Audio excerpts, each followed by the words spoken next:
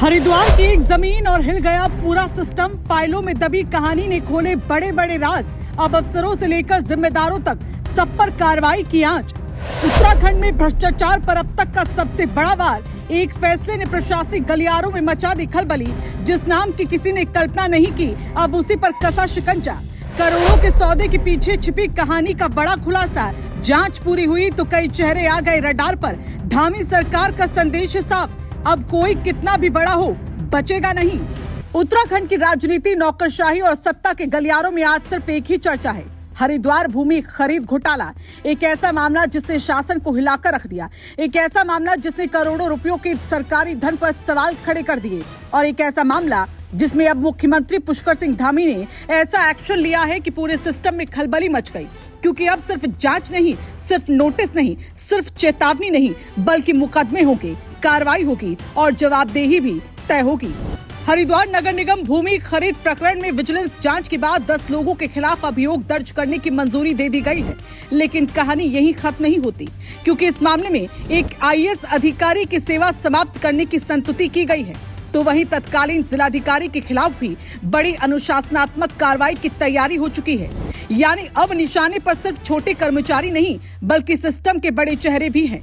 आखिर ऐसा क्या हुआ था? कैसे करोड़ों की जमीन खरीद पूरे प्रदेश का सबसे चर्चित घोटाला बन गई, और क्यों इस कार्रवाई को उत्तराखंड में भ्रष्टाचार के खिलाफ अब तक की सबसे बड़ी कार्रवाई कहा जा रहा है? आइए समझते हैं क्या है पूरा घोटाला।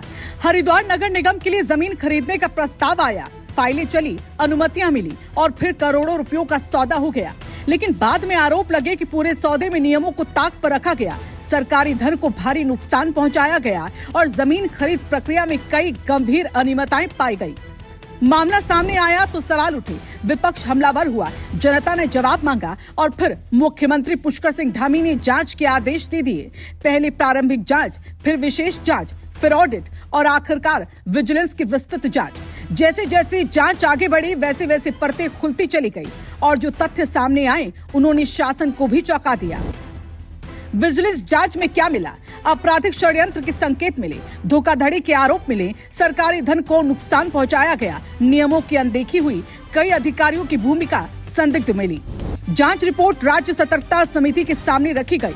मुख्य सचिव की अध्यक्षता वाली समिति ने पूरे मामले का बारीकी से अध्ययन किया और फिर आया वो फैसला जिसने पूरे प्रदेश में सनसनी फैला दी।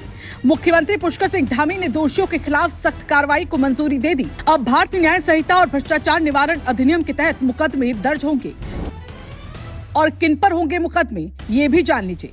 वरुण चौधरी, रविंद्र कुमार दयाल, लक्ष्मीकांत भट्ट, आनंद सिंह मिश्राण, वेदपाल, दिनेश कांडपाल, सुमन देवी, जितेंद्र कुमार, अभिषेक यादव और सुजीत कुमार सिंह। लेकिन असली भूचाल तो इसके बाद आया, क्योंकि सरकार ने साफ कर दिया कि सिर्फ मुकदमे दर्ज करके मामला बंद नहीं होगा, जवाबदेही तय होगी और ऊपर तक तय होगी। यानी जिसने जहां गलती की उसे वहीं जवाब देना होगा। तत्कालीन नगर आयुक्त वरुण चौधरी के खिलाफ सेवा समाप्ति की संस्तुति की गई है। ये अपने आप में बेहद बड़ी कार्रवाई मानी जा रही है, क्योंकि किसी आईएएस अधिकारी के खिलाफ इस तरह की कार्रवाई सामान्य बात नहीं होती। लेकिन सरकार का संदेश साफ है, भ्रष्टाचार पर कोई समझौता नहीं। तत्कालीन जिलाधिकारी कर्मेंद्र सिंह को भी बड़ी राहत नहीं मिली। सरकार ने उन्हें अपने दायित्वों के निर्वहन में गंभीर लापरवाही का दोषी माना है। अब उनके खिलाफ मेजर पनिशमेंट यानी बड़ी अनुशासनात्मक कार्रवाई की तैयारी है। यानी जिले का सबसे बड़ा अधिकारी भी जांच के दायरे से बाहर नहीं है, और यही इस कार्रवाई को बाकी मामलों से अलग बनाता है। तत्कालीन एसडीएम अजय वीर सिंह पर भी कार्रवाई तय कर दी गई। उनके खिलाफ परनिंदा प्रविष्टित दर्ज होगी, साथ ही 3 वेतन वृद्धियां भी रोकी जाएंगी। यानी इस बार सरकार ने पूरी जवाबदेही की चेन को पकड़ने की कोशिश की, नीचे से ऊपर तक, कर्मचारी से अधिकारी तक और फाइल से लेकर फैसले तक। राजनीतिक विश्लेषकों का मानना है कि उत्तराखंड में शायद पहली बार किसी भूमि खरीद विवाद में इतनी व्यापक प्रशासनिक और कानूनी कार्रवाई एक साथ देखने को मिल रही है, और यही वजह है कि इस पूरे मामले को भ्रष्टाचार के खिलाफ एक बड़े अभियान के तौर पर देखा जा रहा है। मुख्यमंत्री पुष्कर सिंह धामी लगातार कहते रहे हैं भ्रष्टाचार पर जीरो टॉलरेंस। लेकिन अब सवाल ये नहीं कि दावा क्या था, सवाल ये है कि कार्रवाई कितनी हुई। और हरिद्वार भूमि खरीद प्रकरण में जो हुआ उसे धामी सरकार के अब तक के सबसे बड़े एंटी करप्शन एक्शन के तौर पर देखा जा रहा है। ये मामला सिर्फ जमीन का नहीं, ये मामला जनता के पैसे का है, ये मामला सरकारी व्यवस्था में भरोसे का है और ये मामला उन लोगों की जवाबदेही का है जिन्हें जनता के हितों की रक्षा की जिम्मेदारी सौंपी गई थी। सीएम धामी का संदेश साफ दिखाई देता है, भ्रष्टाचार किया तो कार्रवाई तय है। अब पूरे प्रदेश की नजर इस बात पर टिकी है कि मुकदमे की जांच आगे किस दिशा में बढ़ती है। क्या और बड़े नाम सामने आएंगे? क्या गिरफ्तारी होगी? क्या और अधिकारियों पर गाज गिरेगी? या फिर ये कार्रवाई भ्रष्टाचार के खिलाफ एक नए अध्याय की शुरुआत साबित होगी? फिलहाल इतना तय है, हरिद्वार भूमि खरीद घोटाले में उठी ये आंधी अब पूरे सिस्टम को झकझोर रही है और आने वाले दिनों में इसके कई बड़े राजनीतिक और प्रशासनिक असर देखने को मिल सकते हैं।